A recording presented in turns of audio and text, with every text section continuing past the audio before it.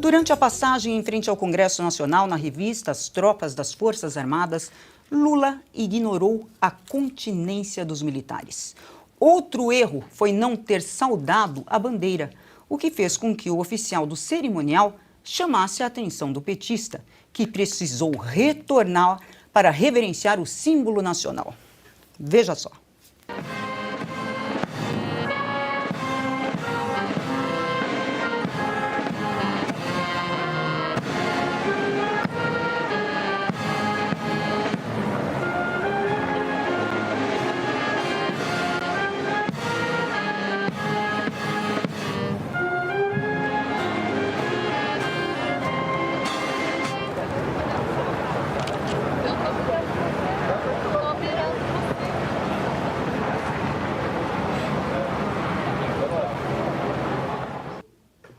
Nas redes sociais, claro, Lula foi criticado pelas gafes. Boa noite, Ana. Boa noite, Cris. Feliz Ano Novo a todos. Já iniciamos esse primeiro programa Sem Filtro com uma excelente notícia, né? O Silvio com a gente aqui. Já iniciamos bem o ano, então muito boa noite, Silvio, mestre Augusto Nunes, parceiro Fiuza e nossa audiência maravilhosa que passou o ano com a gente e com certeza estaremos juntos nesse ano. Uma vergonha alheia, né, Cris? Chegamos até aqui, ele realmente vai mostrar o que de fato ele é, e tanto que a imagem que dá para ver desse dia é um mar vermelho. Não tem bandeira, não tem hino, ele não cantou o hino, nossas cores não foram exaltadas, nossa bandeira desrespeitada, mas é isso, né? Não dá para dizer que não, esse homem é um engodo, é um fantoche, é uma mentira, porque tudo isso é o que ele sempre demonstrou. Ele demonstrou muito mais devoção ao Foro de São Paulo, por exemplo, do que ao Brasil. A devoção dele, desse ex-presidiário, é uma devoção a um projeto de poder, não é um projeto de nação. Então, não tem como a gente acusar de estelionato eleitoral, assim como tudo que vai acontecer daqui para frente na área econômica, na área social. Ele avisou que ia acontecer e nós traremos aqui os nomes daqueles que fingiram que eram conservadores, liberais, mas que ficaram com nojinho de apoiar o presidente Bolsonaro e colocaram como prioridade esse projeto de poder, porque esse homem não carrega no peito, né, na alma, a bandeira brasileira, e sim a bandeira de um projeto de poder que tem aí como um todo o próprio Foro de São Paulo, que a cor é vermelha. Não foi só, Lula também usou o discurso para falar, atacar aqueles que usam jatinhos e andam em carros importados. Vamos ver. Fila na porta dos açougues em busca de ossos para aliviar a fome. E, ao mesmo tempo, filas de espera para a compra de automóveis importados e jatinhos particulares. Tamanho abismo social. É um obstáculo à construção de uma sociedade verdadeiramente justa, democrática e de uma economia próspera e moderna. Fiuza, pelo jeito o Lula não anda de jatinho, né? Olá, Cris. Feliz Ano Novo. Feliz Ano Novo, Ana Paula Henkel, parceira. Silvio Navarro, parceiro também. Mestre Augusto Nunes e feliz Ano Novo a todos.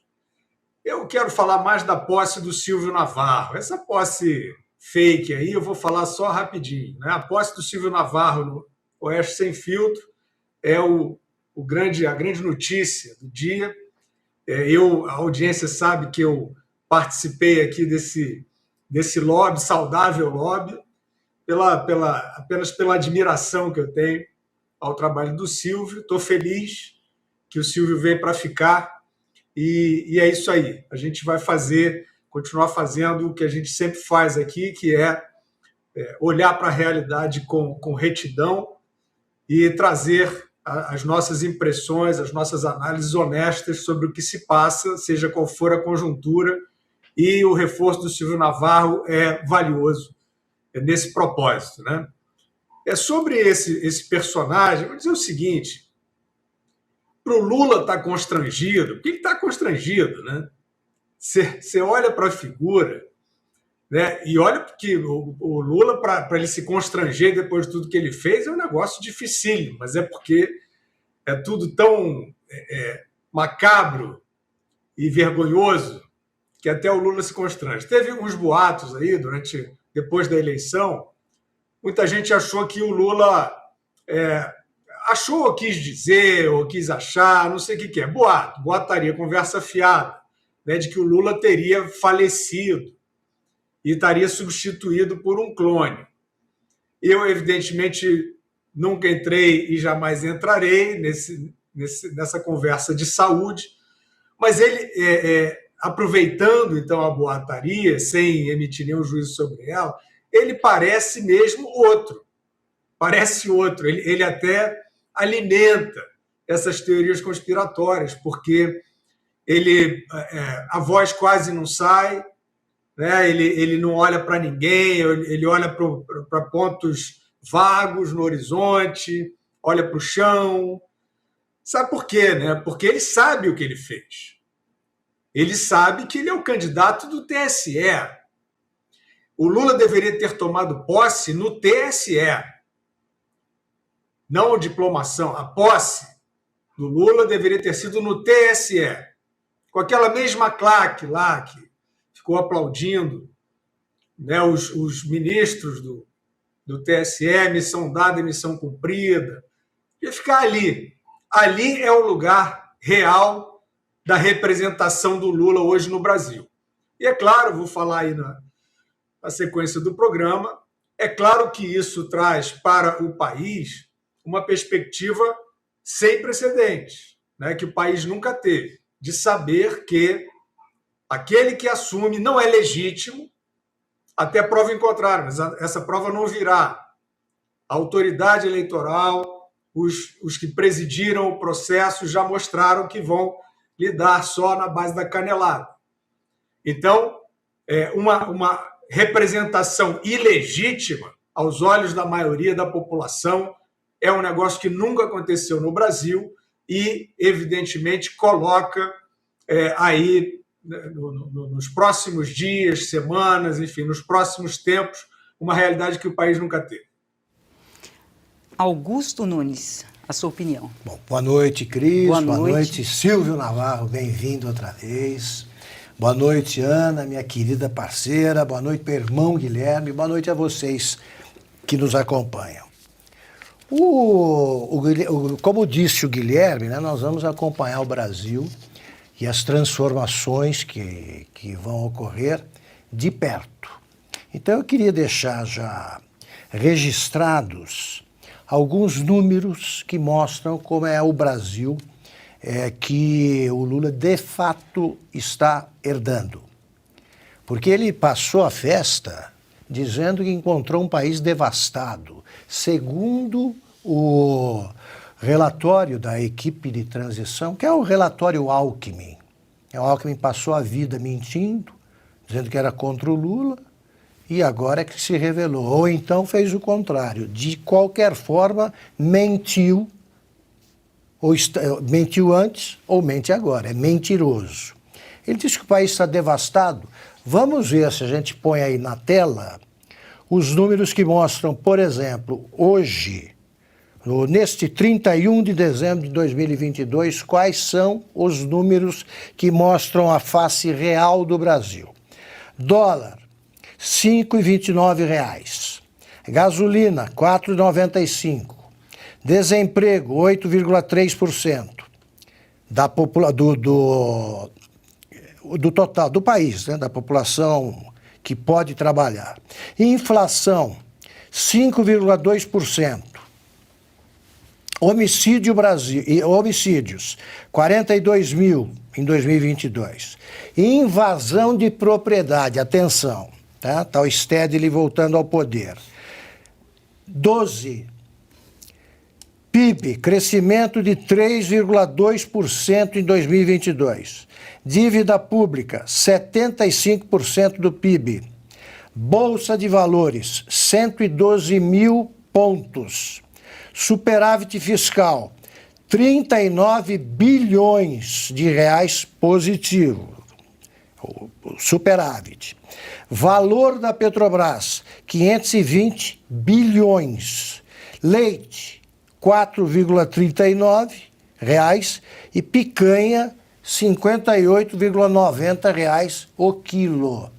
Vamos comentar nas próximas semanas o que é que está acontecendo com esses números e registrar também que o Lula, registrar sempre que o Lula diz que herdou um país devastado. O curioso, Silvio, Cris, é que ele agora mente ao ouvir as próprias mentiras que conta. Ele mente se a pobreza, vamos agora recuperar tudo, recuperar o salário, vai acabar a pobreza. Ele prometeu acabar com a pobreza nos 2 primeiros mandatos. A Dilma diz que encontrou um país já sem pobres. Ela acabou com os miseráveis. Só não acabou com os miseráveis que ela não conseguia encontrar. Ela disse isso. Portanto, foi o Temer primeiro e agora, nos últimos 4 anos, foi o Bolsonaro que restabeleceu a pobreza. É complicado, né? Silvio Navarro. É isso, Augusto, é complicado. Mais uma vez agradeço as palavras de todos. Como eu disse, estou entre os meus. É muito bacana jogar aqui ao lado de vocês. Veja, o governo Lula começou. Então, fato, começou. O que acontece? A partir de agora, como o Augusto bem trouxe aqui esses números e nós traremos outros aqui ao longo desse primeiro programa, inclusive, nós vamos mostrar a realidade. Porque nós vamos fazer aquilo que a gente sabe fazer. Nós vamos mostrar quem é o PT, com quem eles andam e andaram e o que eles fizeram. Nós não mudamos de lado. Nós não temos memória seletiva e nem perda de memória. E talvez por isso a gente incomode tanto. A Ana lembrou agora há pouco que ele não cantou o hino. Ele não canta o hino. Que ele não prestou reverência às Forças Armadas como deveria, que ele não cumpriu o rito da bandeira. Não tinha bandeira brasileira na esplanada dos ministérios. Aliás, prepararam uma festa para 300 mil pessoas, creio eu que não chegou a 10. Mas veja, e isso com a micareta da Janja, isso com o festival, com artistas tocando, não encheu de gente. Não tinha gente. Teve 50 celulares furtados. Esse foi o único dado oficial divulgado pela Polícia Militar do Distrito Federal. Mas quem se lembra do 7 de setembro? Um mar de verde e amarelo nas ruas do Brasil, de fora a fora, e eles disseram o quê? A direita, o bolsonarismo, que eles tratam como uma palavra proibida, eles sequestraram a bandeira brasileira. Então por que eles não mostraram a bandeira brasileira agora, já que o Lula subiu a rampa? Por que não? Porque não é a essa bandeira que nem ele, nem quem o acompanha presta reverência. E sim a bandeira do PT, da CUT, do MST. Isso foi o que a gente viu na esplanada dos ministérios, o tempo todo. No mais, um mar de bravatas, e acho que daqui a pouco a gente vai detalhar um pouco os discursos dele, e aí a gente passa a analisar ponto a ponto. E tem mais um trechinho aí do discurso. Lula ainda falou do impeachment de Dilma Rousseff. Segundo ele, foi um golpe. Infelizmente, muito do que construímos em 13 anos foi destruído em menos da metade desse tempo. Primeiro, pelo golpe contra a presidenta Dilma em 2016. E, na sequência, pelos 4 anos de um governo de destruição nacional, cujo legado a história jamais perdoará. Ana?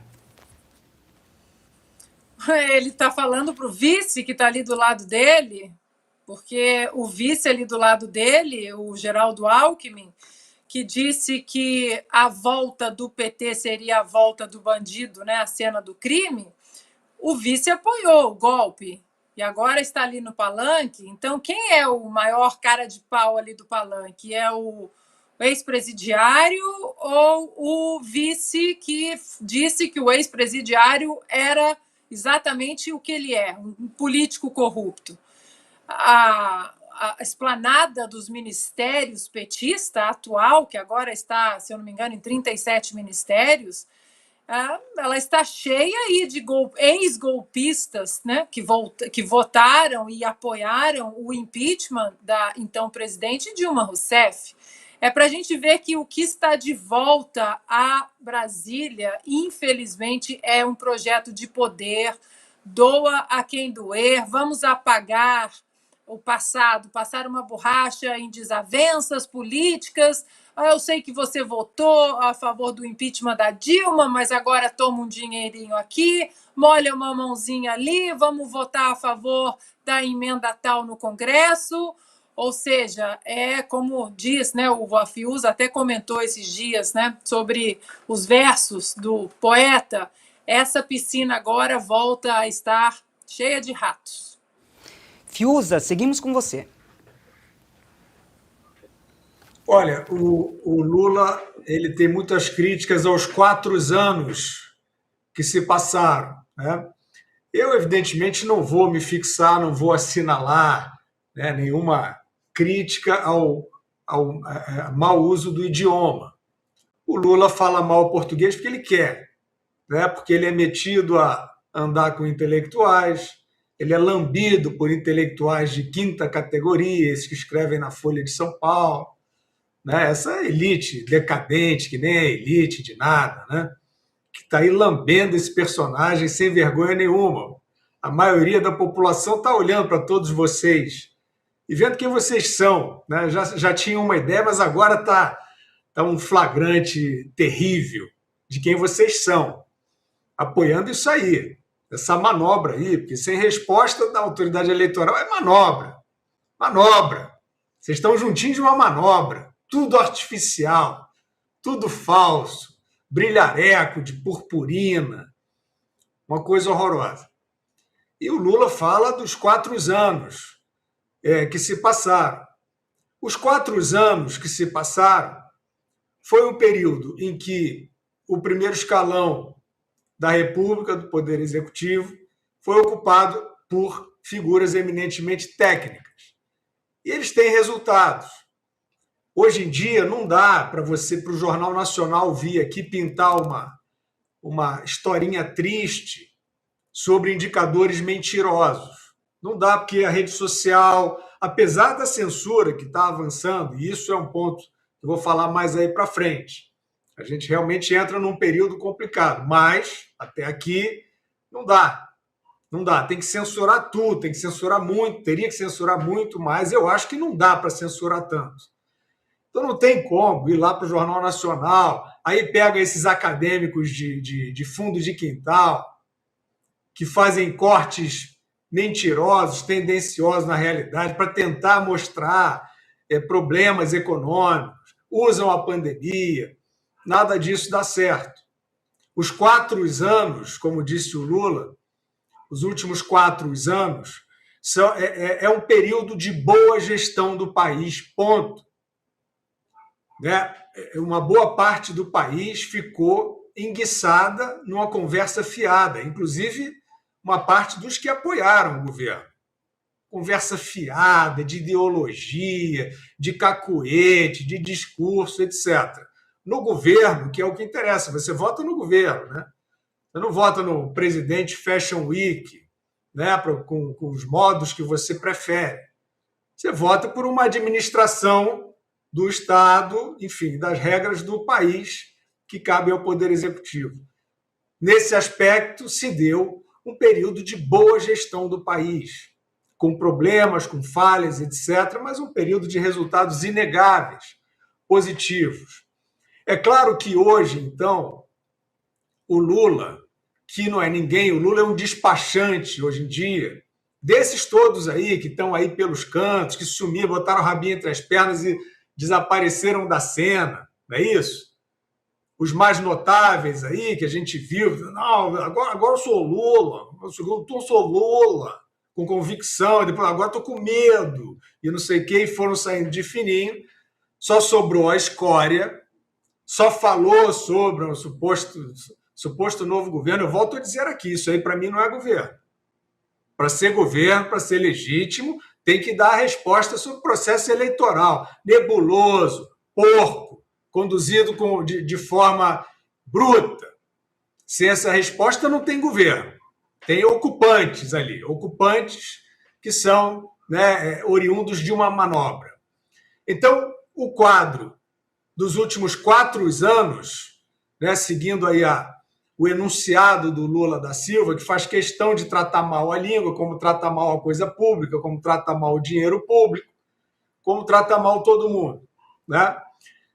Esses 4 anos é um período disso aí, de bons resultados, o que torna mais inverossímil ainda esse resultado que se apresentou da eleição, porque a população não estava insatisfeita. A população atravessou uma pandemia, uma tempestade perfeita, com o surgimento de uma guerra que trouxe diversos problemas de abastecimento, de circulação de insumos. E, por uma questão de gestão, a população sentiu o mínimo possível. É claro que foi uma tragédia, é claro que foi um período de sofrimento, né? Então, o resultado é o seguinte: o que está aí agora e que vão tentar, dia após dia, é sustentar um teatro. E como já enunciaram ali atrás, vão tentar sustentar esse teatro na pancada, que é a única maneira que eles sabem, porque nessa conversinha fiada não vai dar. Não vai dar, com o William Bonner dizendo que é tudo maravilhoso, fazendo um papelão, né? De novo, um programa de auditório da posse desse personagem que o país detesta, por tudo que ele fez de mal ao país. E vocês estão aí, criando esse programa de auditório. William Bonner política show. É isso que virou. E os personagens estão lá, assim, imunes, né? Imunes. Como é que se diz? Risonhos, né? Zombeteiros, né? Fazendo justamente esse papel. Perdeu, fica quietinho, perdeu o mané. Isso tudo é um desfile, né, de alegorias péssimas que vão se desmanchar, não tem como sustentar. E a gente só vai ver, eu vou falar no próximo comentário para não alongar mais, a gente só vai ver como é que vai se dar a reação a isso, que precisa se dar, né, porque o país não pode virar refém de uma farsa. Augusto? Queria completar só o comentário, deixei passar alguns tópicos, né? Ele tá dizendo que foi um golpe, ainda, retomou o discurso do golpe, né? Que foi o impeachment da Dilma. Então ele está acusando de golpista o Supremo, né? A sessão teve na presidência o aliado Renan Calheiros, que indica ministros agora, e o Ricardo Lewandowski. Então, são golpistas o Congresso e o Senado e o STF. Bom, também são golpistas a Simone Tebet, ministra agora, que votou a favor do impeachment, e, por exemplo, Floriano Pesaro, uma coisa dessas, que é o número 1 entre os auxiliares do Alckmin.